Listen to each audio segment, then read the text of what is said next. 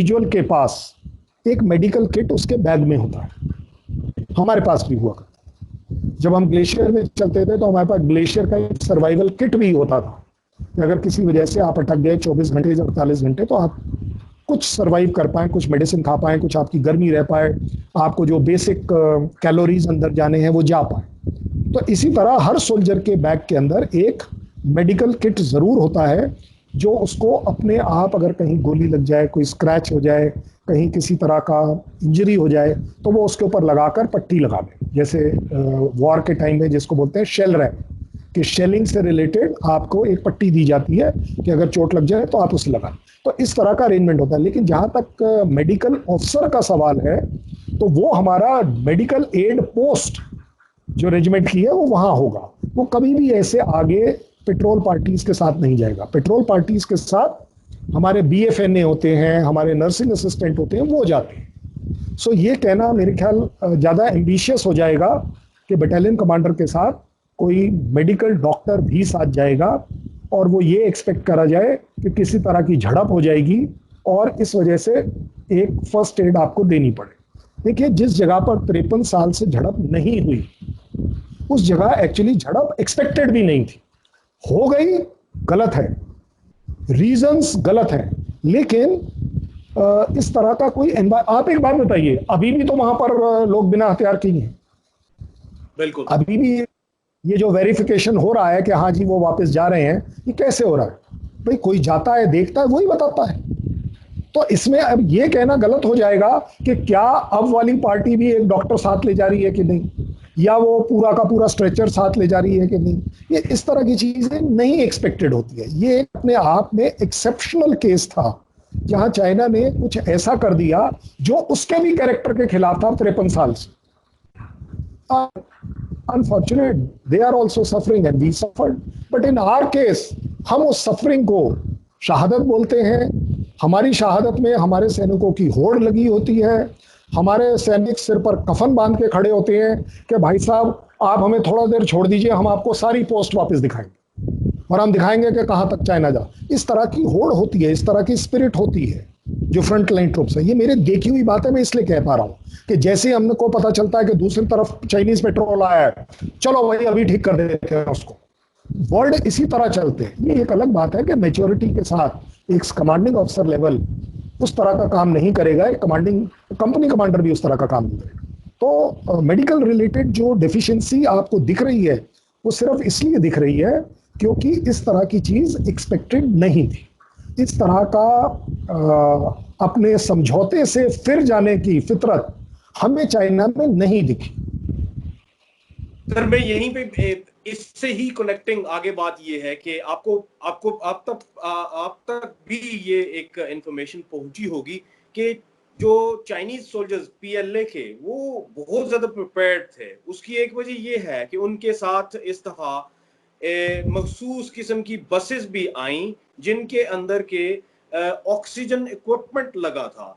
ऐसा सोल्जर जिसको के डेफिशिएंसी हो गई, उसको वो फौरन से उठा के अंदर ले जाएंगे, उसको वो ऑक्सीजन मास्क लगाएंगे और everything would get normal very soon. तो क्या देखने में आया कि इंडिया के जो 10 soldiers, I think including 3 officers as well, वो उनको भी उधर जब वो लेकर गए तो वो उन्होंने उस तरफ अपने इसलिए हेल्ड किया उनको कि वो उन बसेस में बैठा के, ऑब्वियसली वो भी they were taken out of battle, तो उनको भी ऑक्सीजन लगाएगी और जब वो नॉर्मल हो गए तो देन वो वापस इंडिया को भेजे गए। यहाँ पे आपको नहीं लगता कि Chinese PLA was fully prepared for any consequences and for any implications of the battle? लेकिन अगर देखा जाए इंडिया की तरफ से तो इंडिया प्रिपेयर्ड नहीं था। शायद उसके पीछे एक पॉलिटिकल विल थी जो कि मिसिंग थी। पॉलिटिक्स जो है वो उसको सीरियस नहीं ले रही थी। हाँ, अगर देखा जाए लेफ्टिनेंट जनरल हरिंदर सिंह के बारे में, तो शायद उनको तो कोई ना कोई इंटेलिजेंस होगी कि चाइना का जो बिल्डअप हो रहा है वो किस नोयत का बिल्डअप है लद्दाख पे, और चाइना पे जो उनके मेडिकल इक्विपमेंट्स भी अगर साथ आ रहे हैं और कोई सस्पिशियस किस्म की बसेस वो अपने साथ लेके आ रहे हैं, तो then he must be aware of these things. लेकिन once again I would say the political will was missing. Do you think this is how we should perceive it? Okay, मैं आपको आपकी दी हुई सिचुएशन को वर्ड वैटम फिर से narrate करता हूं, एंड यू बी द जज कि वेदर हु वाज रेडी और नॉट। ये आपके यहां भी कहावत है, मेरे यहां भी कहावत है, और बढ़िया कहावत है, चोर हमेशा अनलेस एक स्टेप आगे रहेगा, नहीं तो पुलिस वाला उसे दबा देगा। ये बड़ी फेमस सेइंग है, मतलब आपके यहां हमारे यहां कोई गलत नहीं है। चाइना अगर ये सारी तैयारियों के साथ लाया था तो वो क्यों लाया था? पहली बात, ये मेरा सोच है, आप उसे अप्रूव करें, सोच लें, देख लें। पहली बात, क्योंकि उसे मालूम था कि मेरे चाइनीज सोल्जर एक्लेमेटाइज्ड नहीं हैं, वो यहां नहीं रहते आए हैं, वो इसलिए इस तरह की पूरी तैयारी करता रहा था।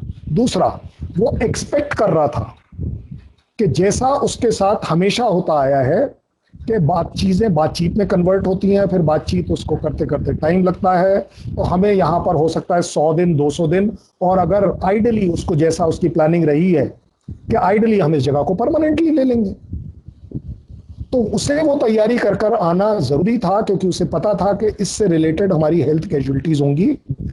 उसने कभी नहीं सोचा था कि हम इंडियंस को, ये मेरे ख्याल आपको भी मानना पड़ेगा, मैं ये अपनी तरफ से नहीं बोलता। नेक्स्ट इज, आपने बोला readiness on part of India. देखिए, इंडिया अगेन, इंडिया पाकिस्तान के जो हम लोग हैं ना, हम लोगों में वो जो जज्बा है वो कई बार चीजों को आगे तक ले जाता है, और कई बार उसके लिए हमें उसका, जैसे मैंने आपको बताया कि कंपनी कमांडर अपना ग्लव्स उतार ले और गाड़ी का वो खोले और पता चले उसको इतनी बड़ी तकलीफ होगी। इंडिया में हमारे पास जो एडवांटेज था वो था फुली एक्लेमेटाइज्ड ट्रूप्स। हमारे ट्रूप्स हमेशा एक्लेमेटाइज्ड होते हैं, और इसीलिए इवन जो चेंज ओवर होता है उसके बीच में भी एक इतना बढ़िया समय रखा जाता है, इतना एनलार्ज समय रखा जाता है कि नए ट्रूप्स जब तक फुली एक्लेमेटाइज होकर, कंफर्टेबल होकर सर्टिफाई नहीं कर दें कि अब मैं इस इलाके का ध्यान रख सकता हूं, तब तक पुरानी रेजिमेंट वहां से नहीं गया। तो ये एक एडवांटेज था, जो जिस वजह से आपको जो वो मेडिकल रेडीनेस आप जिसकी बात कर रहे हैं वो किसी हद तक हमारे यहाँ से नहीं दिखी। ऐसा नहीं है कि हमारे यहाँ नहीं है। बाय द वे, अगर आज भी 23,000 फीट पर अगर किसी एक मेरे सोल्जर को ग्लेशियर में हैपो हो जाता है तो हम क्या करते हैं सर? पहले होता था कि बाई एयर हेलीकॉप्टर आएगा, कुछ करेगा नहीं करेगा, वेदर है, ये है वो है। आजकल हैपो बैग हर जगह है, आदमी को लीजिए, हैपो बैग के अंदर डाल दीजिए, जिप अप कर दीजिए, उसका इमीडिएटली प्रेशर और जो टेम्परेचर है वो ठीक हो जाएगा, और वो ऐसा महसूस करेगा कि वो एक नॉर्मल हाइट पर आ गया है। हैपो बैग के थ्रू ही उसको आप नीचे ट्रांसपोर्ट कर देते हैं और उसकी जान बच जाती है। तो इस तरह के अरेंजमेंट्स हर जगह है, एसओपी में है, मेडिकल एड्स पोस्ट में है, सब जगह है। मैं कह रहा हूँ इवन एक गोली लगकर गोली निकालने की जो काबिलियत है वो हमारे पास डॉक्टर में है। ये एक अलग बात है कि वो इवेलुएट करता है कि मैं इस आदमी पर कितना टाइम लगाऊं और कहीं ऐसा ना हो कि मेरे 4 आदमी और चले, इसलिए वो इमीडिएट प्रायोरिटाइज कर कर उसे इवैक्यूएट करता। So as far as medical and preparedness is concern, Indian army में कभी इसके ऊपर कोई कमी नहीं हो सकती। नेक्स्ट है, आपने बोला पॉलिटिकल विल। देखिए सर, पॉलिटिकल विल जब आप बात करें तो ऐसा मेरा सोच है पूरी पॉलिटिक्स मिला लें, फिर उसमें पार्टीबाजी की बात नहीं करें। किसने क्या कंट्रीब्यूट किया वो एक अलग बात है, हमारे तरफ से इवन ऑपोजिशन कंट्रीब्यूट्स। अगर ऑपोजिशन सवाल पूछती है तो सरकार की जिम्मेवारी बढ़ जाती है, सरकार की जिम्मेवारी बढ़ जाती है तो उसे वो वाले एक्शन करने पड़ते हैं जो वो शायद लेने में टाइम लगाता। पॉलिटिकल विल मेरे ख्याल बड़ी तेजी से दिखा। अदरवाइज आप भी जानते हैं, मैं भी जानता हूं, आपके यहाँ तो फिर भी शायद फौज 2 कदम अपने आप चल भी पड़े, हमारे यहाँ फौज कभी अपने आप नहीं चलती। हम हमेशा पॉलिटिकल ओके के साथ चलते हैं, उसके आगे नहीं चलते। हम हमेशा अपने प्रपोजल भेजेंगे, प्रपोजल 1 घंटे में एक्सेप्ट हो गया तो 1 घंटे में, लेकिन ऐसा नहीं होगा कि हम अपने आप चल पाए, जैसे अभी भी हो रहा है। क्या इस बार हमने डिसाइड किया है कि 72 घंटे में पहले हम आपस में चेक करेंगे कि भाई विड्रॉल हो भी रहा है कि नहीं। तो ये आपको क्या लग रहा है हम अपने आप सोच के कर रहे हैं? नहीं, there is a political will behind standing. कोई बात नहीं, 15 तारीख का इंसिडेंस हो गया, आप जमे रहिए, अदरवाइज आप एक बात बताइए, आप फौज इस समय खुली छोड़ दीजिए, देखिए क्या कत्लेआम होता है, बॉर्डर के उस पार कत्लेआम होता है। चाइना ब्लेम क्या कर रहा है कि जो लास्ट अटैक हुआ है मिडनाइट के बाद वाला, वो उनके इलाके में हुआ है। क्यों हुआ है? क्योंकि जब बदले की भावना आती है, जब अपने कमांडिंग ऑफिसर के डेथ के बदले की जो भावना है, ये इसका मैं आपको सिर्फ एग्जांपल श्रीलंका का दे सकता हूं कि वो गोरखा पल्टन जिसके कमांडिंग ऑफिसर की डेथ हो गई थी, that whole village got butchered, the Gurkhas just took out their kukris and then nobody could stop them. What could you do? आप सिर्फ उसे अगले 24 घंटे में वापस इंडिया ले आए क्योंकि श्रीलंका में बहुत ज्यादा प्रोटेस्ट हो रहा, कोई बात नहीं। लेकिन पलटनों में जब किसी भी इस तरह की बात होती है, तो मैं आपको यह बता दूं, फिर कुछ समय के लिए ना पॉलिटिकल विल का इंतजार किया जाता है ना किसी ऑर्डर का। वो जो ग्राउंड पे खड़ा हुआ सोल्जर है, वो उस समय डिसाइड करता है कि यस, मेरा साथ वाला सैनिक मारा गया, मेरे सामने खड़े हुए मेरे कमांडिंग ऑफिसर नीचे गिर गए, अब मैं किसी को नहीं छूऊंगा। सो पॉलिटिकल विल के बिना सर हमारे यहां कुछ हो ही नहीं सकता। सर आपको आपको नहीं लगता कि the first immediate person who was supposed to assess these things, of course he was Lieutenant General 14 जो कोर कमांडर है, लेफ्टिनेंट जनरल हरिंदर सिंह, जब उनको ये बिल्डअप होता हुआ नजर आया है, तो of course he would be having some sort of intelligence about it, and I am not sure कि उनका जो इंटेलिजेंस सिस्टम वो यूज करते हैं LOC पे, whether they are using at LAC or not, I'm not sure about it, लेकिन somehow करना तो चाहिए उधर भी। तो अगर वो यूज हो रहा है इनका वो इंटेलिजेंस सिस्टम, कोई बकरियां चराने वाला भी अगर वहां पे खड़ा है, तो somehow they would be getting some sort of intel about it।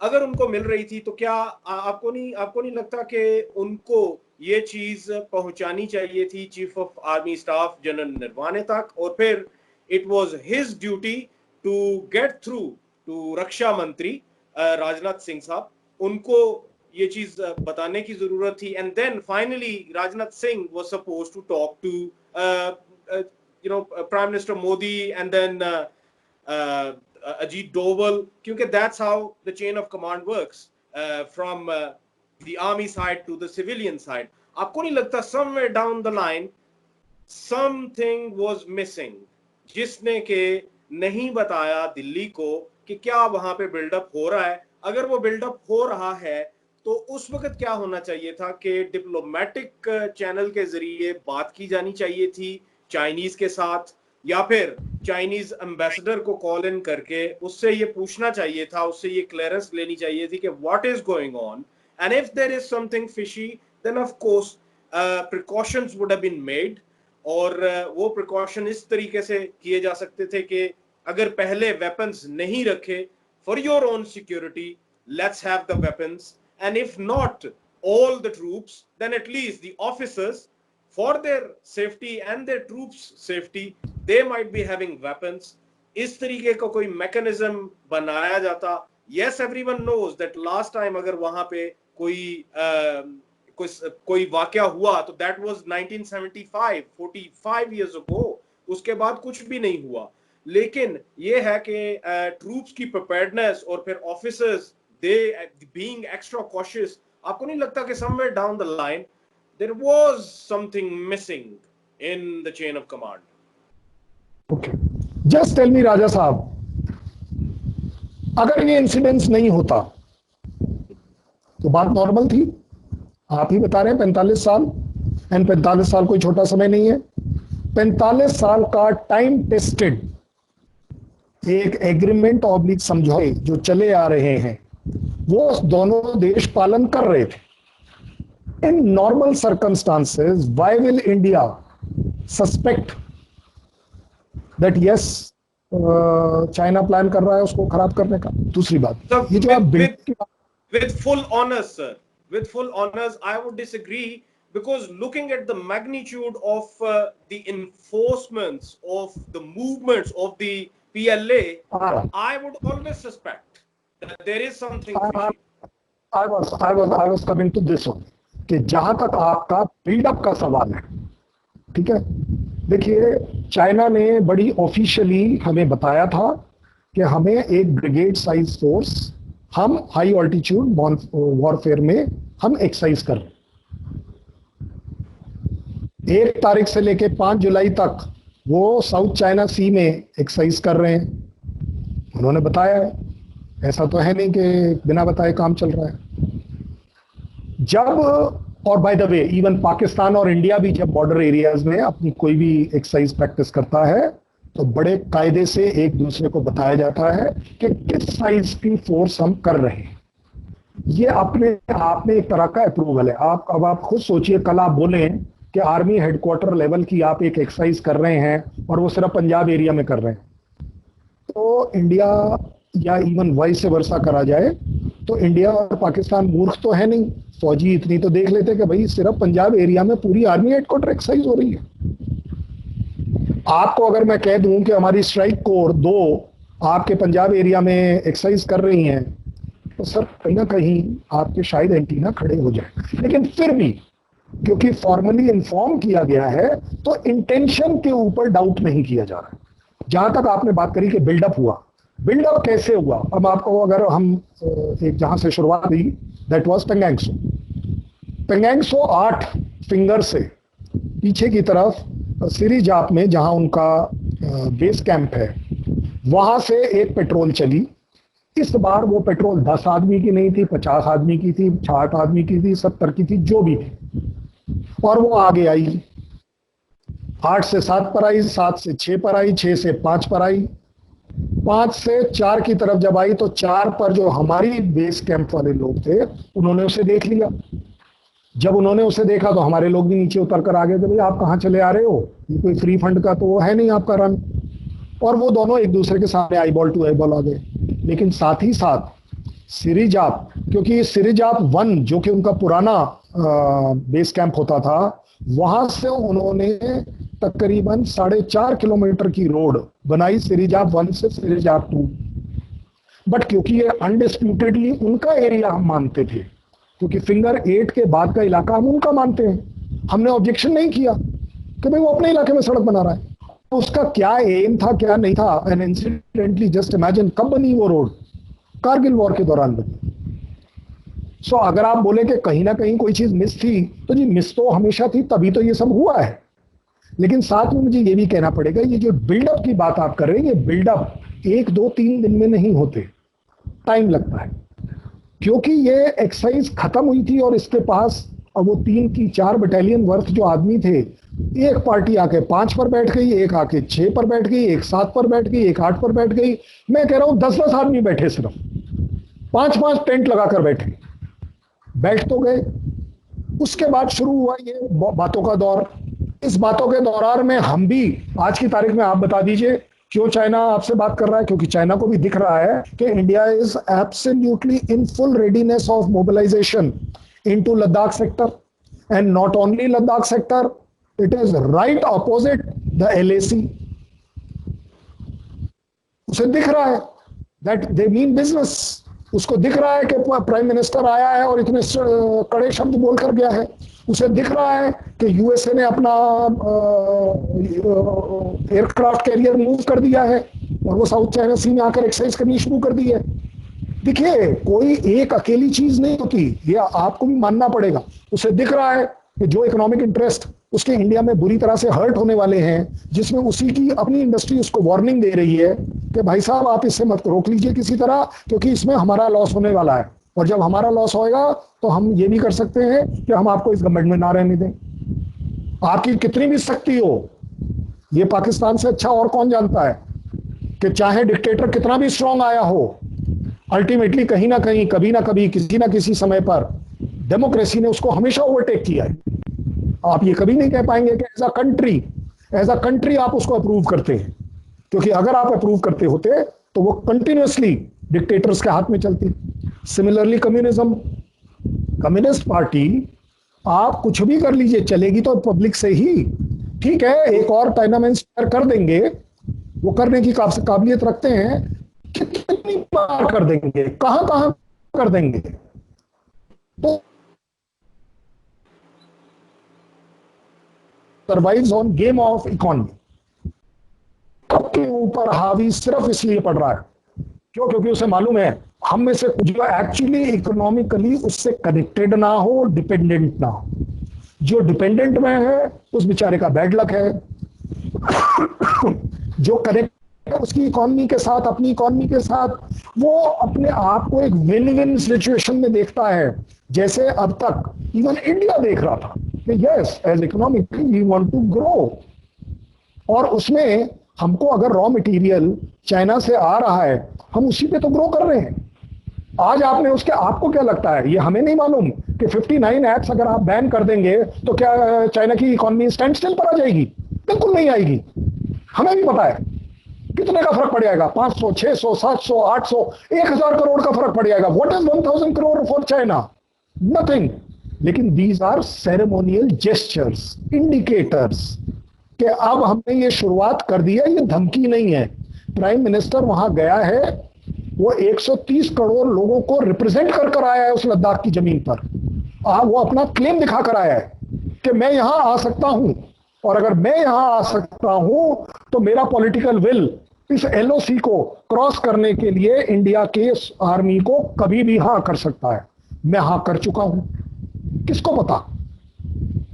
Indian army अगर कुछ एलएसी पर कर रही है, जहां तक आपका एक वो बड़ा इंपॉर्टेंट पार्ट है कि whether core commander Harinder sir has done his bit और not, etcetera etcetera. Let me tell you one thing,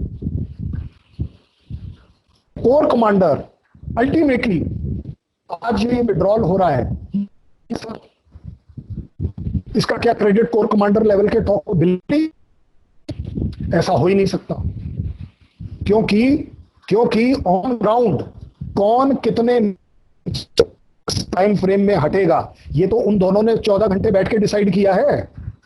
आप एक दूसरे को फेथ कैसे देंगे? आप उसको समझाएंगे कि जी आपने जो 15 जून को गलवान में PP4 और 14 पर किया है, मेरा एप्रीहेंशन है कि आप फिर करेंगे। और उसको ना करने का तरीका यह है कि इस बार मैं पहले 10 कदम पीछे नहीं जाऊंगा, आप 20 कदम जाएंगे, मैं 10 कदम जाऊंगा, क्योंकि onus to prove that you are right is on your side because you didn't move it at that time. आप अगर PP14 से उस रात, उस शाम के 6 या 7 बजे तक अपने वो टेंट और वो इरेक्ट किया हुआ स्ट्रक्चर हटा लेते, ये सिचुएशन आनी नहीं थी। हम आपके ऊपर फेथ करते। ब्रीच ऑफ फेथ आपने किया है। लेकिन इसके बावजूद 2 बार अगर जनरल हरिंदर बात कर रहे हैं, एक बार 11 घंटे, एक बार 14 घंटे, तो सर वहां बैठ के चाय तो नहीं पी रहे। कहीं ना कोई बिजनेस डिस्कस तो हो रहा है, कहीं ना कोई थ्रेट परसेप्शन दिख रही है। और उस थ्रेट परसेप्शन को दिखाने वाला उस पर्टिकुलर फोरम में सिर्फ जनरल हरिंदर है। और कौन है? आज की तारीख में पूरा देश, पूरी गवर्नमेंट, सब कुछ सामने के तौर पर तो जनरल हरिंदर ही खड़े हो रहे हैं, बाकी सारे तो फोन पर बात कर रहे हैं। और वो क्यों कर रहे हैं? क्योंकि जो ग्राउंड लेवल का फीडबैक जाएगा, लोग उसके ऊपर डिसाइड करेंगे। आप एक बात बताइए, अगर जनरल हरिंदर आज भी कह देते कि जी PP14 के ऊपर से वो हट गए, तो आपको क्या लगता है ये प्राइम मिनिस्टर साहब विजिट करने जाते? बिल्कुल नहीं जाते, क्योंकि PP14 से वो हटा और हमारे सैनिकों ने सर हटा दिया। गलत है सही हमें नहीं पता सर, हमारे कमांडिंग ऑफिसर की डेथ हो गई, बिहार पलटन पागल हो गई, उसको हम नहीं रोक पाए। क्यों? क्योंकि उस समय उनको कुछ और दिखा नहीं, उन्होंने घुस के मार दिया। अब सर वो कितने इंच अंदर घुसे थे, कितने मीटर अंदर घुसे थे, कितने टेंट अंदर घुसे थे, मुझे सर इससे कोई मतलब नहीं। I am very sure core commander is right in telling the country and his political bosses through the army headquarter that yes चीजें खराब हैं, तभी तो इतनी फौज डिप्लॉय हुई है। आप बता दीजिए, नहीं तो इतनी फौज आई क्यों? इतने टैंक, इतनी गन्स, इतने सैनिक, इतने मिसाइल्स, इतने हेलीकॉप्टर, इतने फाइटर कॉम्बैट एयर पेट्रोल, ये कहां से आ गए? अगर पॉलिटिकल विल नहीं थी, अगर जनरल हरिंदर ने अपना काम नहीं किया था, तो कहां से आए? I am getting emotional with my throat working now. Soldier remains a soldier forever. नहीं सर, पता है कहाँ आता है, सर दुख आता है, दुख आता है जी। सर बोलिए। इसी बात के साथ आज इख्तिताम करते हैं प्रोग्राम का, क्योंकि आपको भी I think you need water, और साथ में ये है कि आप भी रेस्ट करें। मैं आपको दोबारा तकलीफ दूंगा क्योंकि हम लोग इसी तरीके की इंटरेस्टिंग गुफ्तगू करेंगे, और नेक्स्ट टाइम जब हम करेंगे तो we would be talking about South China Sea. We already know कि ईस्ट चाइना सी में अमेरिका और चाइना का कॉन्फ्लिक्ट था, है और रहेगा, लेकिन साउथ चाइना सी में जो बन रहा है और उसमें इंडिया का बहुत किरदार है, तो उस पे बात करने के लिए will talk about it next time. Sir thanks ever so much for your time, you been very kind to me, and इंशाल्लाह आपसे दोबारा बात होगी। बहुत बहुत शुक्रिया, बहुत शुक्रिया। जय हिंद, थैंक यू।